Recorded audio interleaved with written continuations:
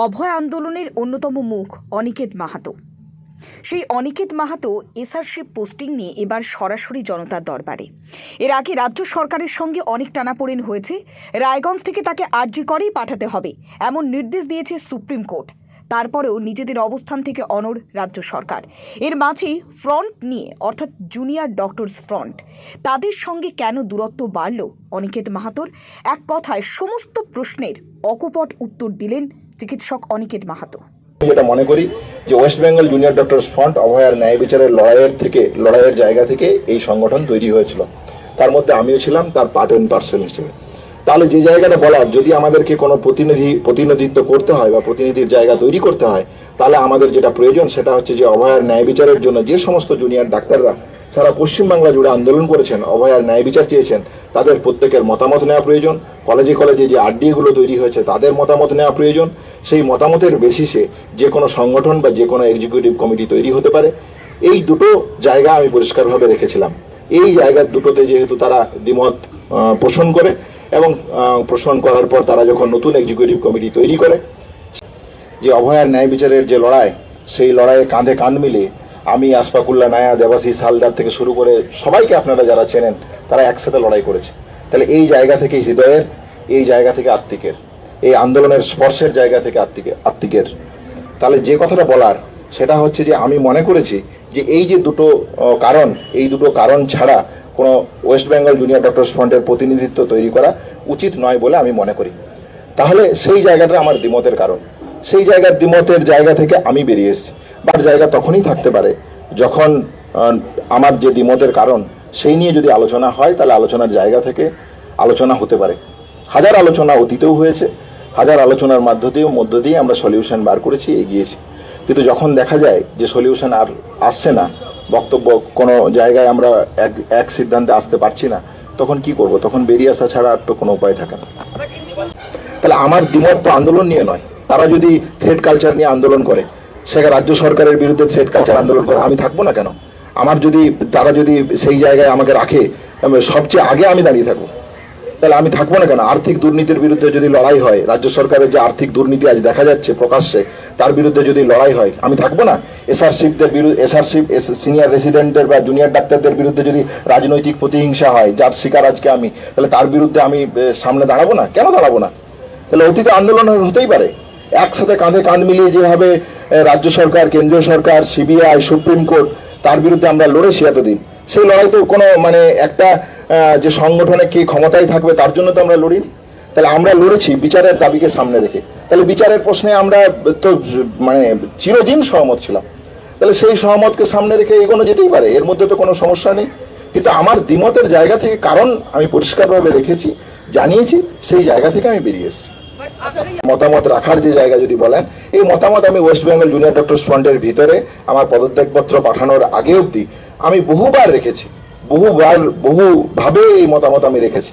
তাহলে নতুন করে আর কি জানতে চাইছে বা আর কি বলার আছে নতুন করে, সেটা তো আর নতুন করে বলার কিছু আছে বলে আমার মনে হয় না। তাহলে আমি আমার মতামত পরিষ্কারভাবে আমার ফ্রন্টের যারা সাথী তাদের কাছে আমি আমার মতামত পরিষ্কারভাবে রেখেছি। কথা আমি কখনোই মনে করি না, একথা আমি মনে করি না। এই জন্য মনে করি না যে West Bengal junior doctors front যে লড়াই লড়েছে অভয় ন্যায় বিচারকে কেন্দ্র করে, সেই লড়াইয়ের মধ্যে আমি যেমন ছিলাম, সেই লড়াইয়ের মধ্যে বাকি যারা সাথীরা তারাও ছিল। তাহলে সেই লড়াই একটা সত্যিকারের একটা ঐতিহাসিক লড়াই।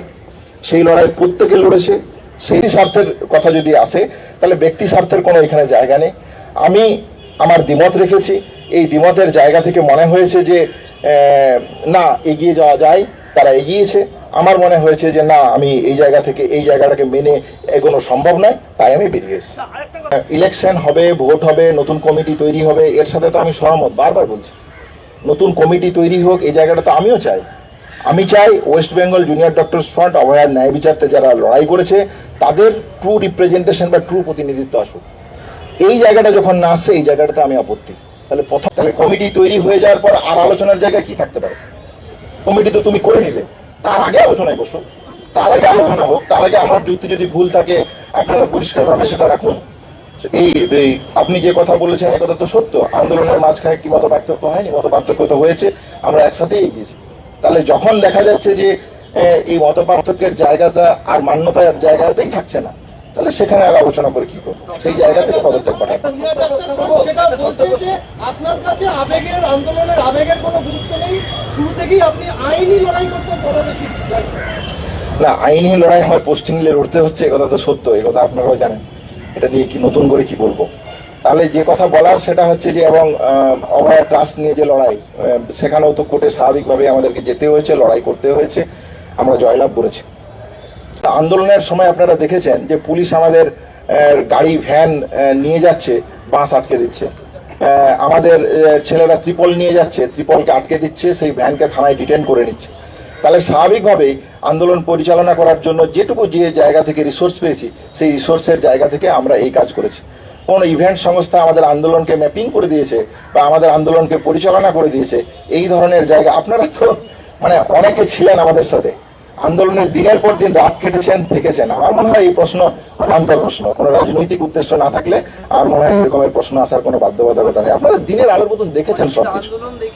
সংগঠনের যে জায়গাটা তৈরি হচ্ছে সেখানে আমি দ্বিমত, আমার মতামত তাতে নেই, সেই মতামত আমি ব্যক্ত করেছি, এবং একজন ব্যক্তির যদি মতামত না শোনা হয় তাহলে তো তার সেখান থেকে বেরিয়ে আসার চেষ্টা।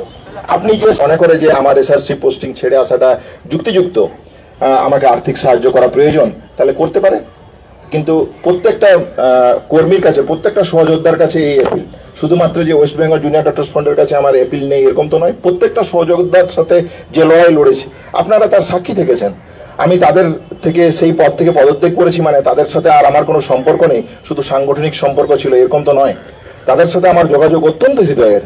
তাহলে প্রত্যেকের সাথে আগের যেভাবে যোগাযোগ ছিল সেইভাবে যোগাযোগ রাখবো। সেই জায়গা থেকে তারা যদি মনে করে যে হ্যাঁ সাহায্য করবে, তাহলে একটা রাজ্য সরকার, সেই রাজ্য সরকারের অধীনে আমি মনে করি না আমি এসআরশিপ করতে পারবো, এসআরশিপের মাধ্যমে আমি সাধারণ মানুষকে পরিষেবা দিতে পারবো।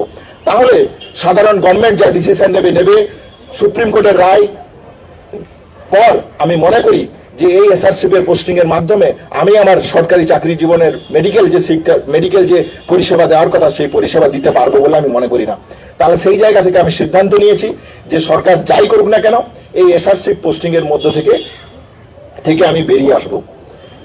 শেষ যে কথা বলার, স্বাভাবিকভাবে আপনারা জানেন যে এই এসআরশিপ এর পোস্টিং এর যে জায়গা, সেই এসআরশিপ এর পোস্টিং এর জন্য একটা যদি ছেড়ে আসতে হয় তাহলে একটা মোটা অ্যামাউন্টের টাকা আমাকে সরকারকে দিতে হয়। অভয় আন্দোলনের শিক্ষা থেকে সাধারণ মানুষ, যে অগণিত মানুষ, আপনারা যারা এই সংবাদ মাধ্যমে এখানে এসেছেন, আপনারাও আমাদেরকে সহায়তা করেছেন, আমাকেও সহায়তা করেছেন, নানানভাবে, নানান সময়, নানান বিদ্যা বুদ্ধি বিভিন্ন রকম ভাবে সহায়তা করেছেন। আমি মনে করি এই অগণিত মানুষ যাদের কাছে এই যে থ্রেড কালচার, এই যে স্বাস্থ্য ব্যবস্থার দুর্নীতি, যে অভয়ার যে ন্যায় বিচারের অপূরণীয় দাবি, সেই দাবি নিয়ে আন্দোলন দরকার।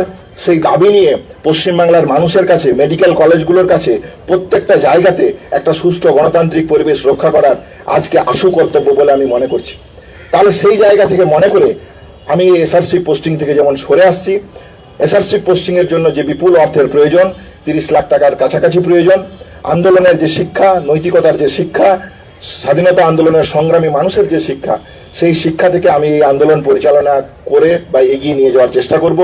যে আর্থিক সাহায্যের জায়গা আছে, আপনারা যারা শুভবুদ্ধি সম্পন্ন মানুষ, সিনিয়র ডাক্তার, আমার কলিগ যারা, আপনারা যারা এখানে দাঁড়িয়ে আছেন, আপনাদের মতন করে যা পারবেন আর্থিক সাহায্য আমাকে করবেন, এবং অভয়ার যে অপূরণীয় দাবি, যে অপূরণীয় লড়াই, সেই লড়াই, অভয়ার ন্যায় বিচার ছিনিয়ে আনার জন্য যে লড়াই, সেই লড়াইয়ে আমাকে সম্পূর্ণভাবে সাহায্য করবেন বলে আমি মনে করি। ধন্যবাদ।